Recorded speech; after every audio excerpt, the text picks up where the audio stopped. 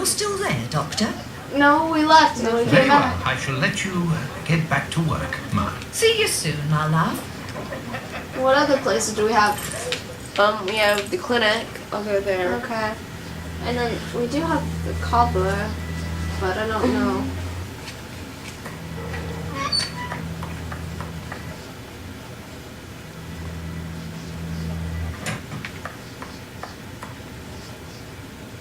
Yes, Doctor?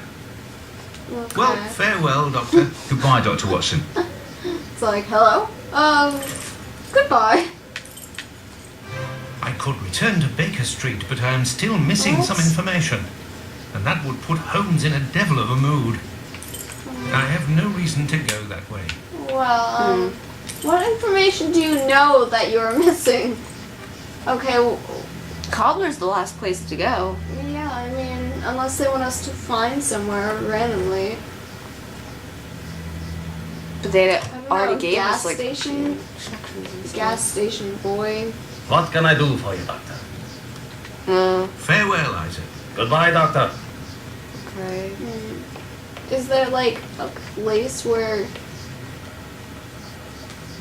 we could find like a gas station boy? Ah, Cockney. TV. Okay, so that's the clinic. Maybe we can go to the church. Huh, maybe. Or whatever this is called. Oh, I can't get over there. I have no reason to go that way. I'm not sure. I'm pretty sure that since it's like right next to the cobbler, it might be a synagogue or something. I have no idea about religions.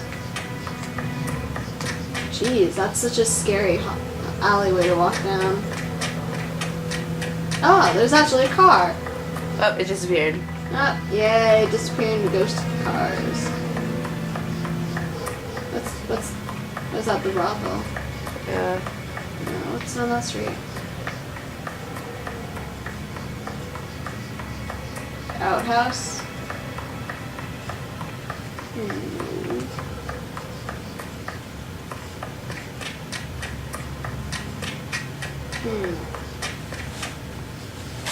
What's to the left? Oh, there's the wasp nest. Oh.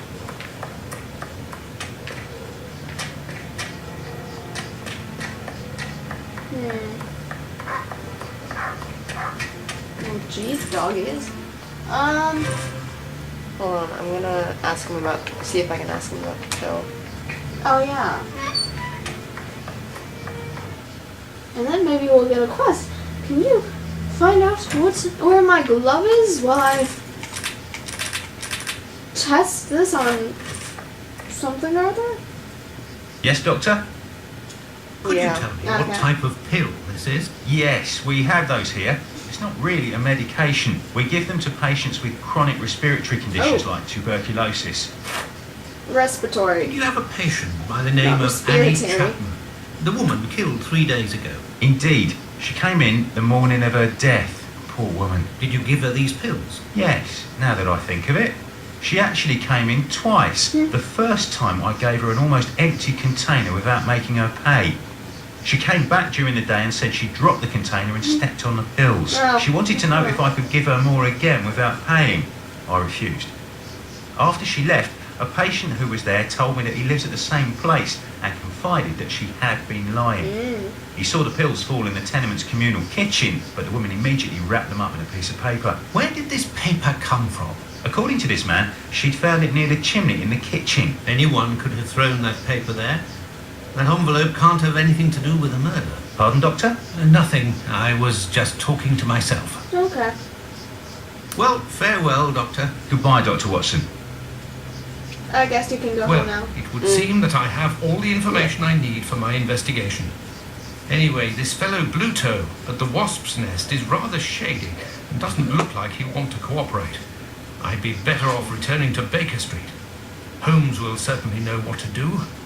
And besides, I am worn out. So we'll have to wait 5 more days until we can do anything else. Let's go back to Baker Street. Home, sweet home. Wouldn't your home be like with your wife? This was just an apartment. Ah, he's a married man. It doesn't say There he we was are. married to I a told you lady. in Oh. great detail everything that happened So last that's night. why. Excellent work, Watson. We shall now be prepared to answer a few questions about the horrible murder in Hanbury Street. Do you think we are now in a Reenactment.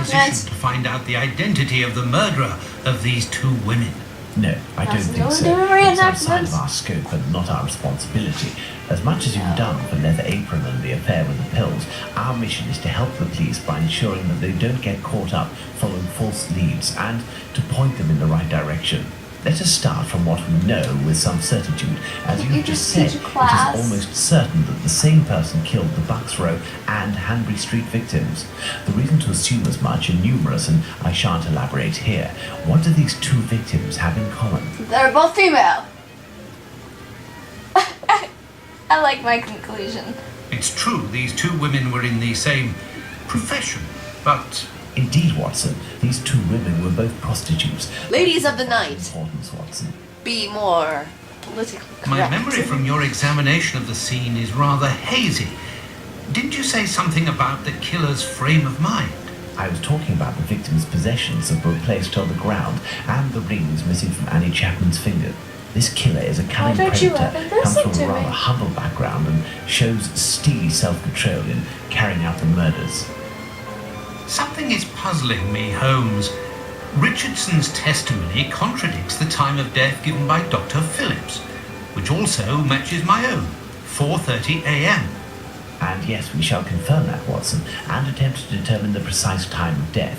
In order to do that, we will need to place everyone involved on a timeline. Only after that will we be able to place the knife symbolizing our killer. What? Why Let's can't look you at our just have a timeline, witty Watson. pun? Yay, the cool one. Okay, estimate time. Okay. Okay. What's all the other pictures? Oh. What? Um. Documents. Hmm.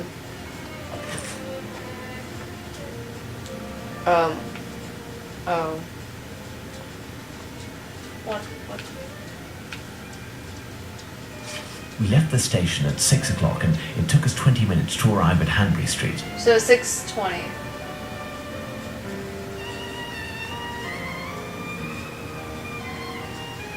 There. Our arrival at the scene occurred at around 6:20. Given the distance separating the two locations, we can deduce that the corpse wasn't discovered after 6 o'clock and therefore that the murder must have been committed before. Okay. And the doctor. Let's put the time of death as assessed by Dr. Phillips on the timeline.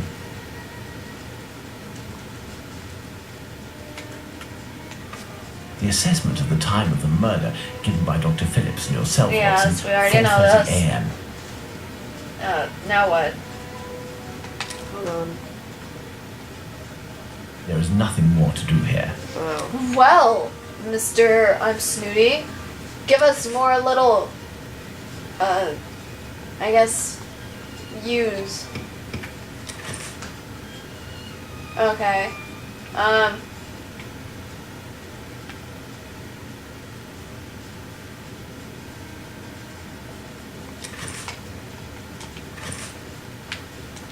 Yeah. Our next witness is Albert Kadosh.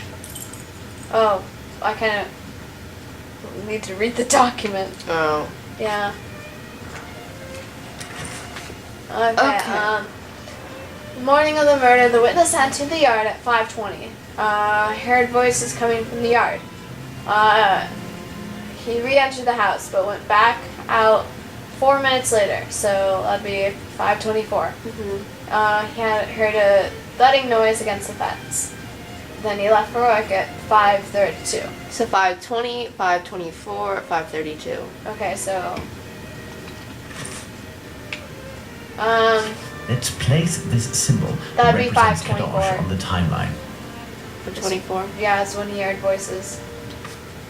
Albert Kadosh goes down into his garden at approximately 5:20, and on re-entering his home, hears voices in number 29's garden. Okay, so the next one would be 24.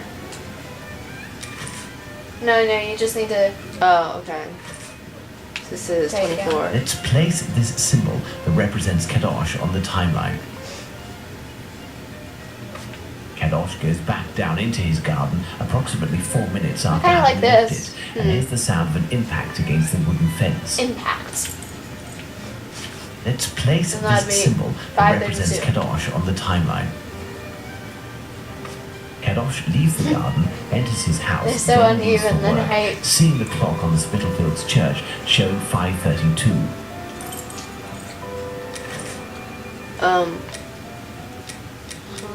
Dialogues. No, we want documents, don't we? No, we want documents. Oh, I see.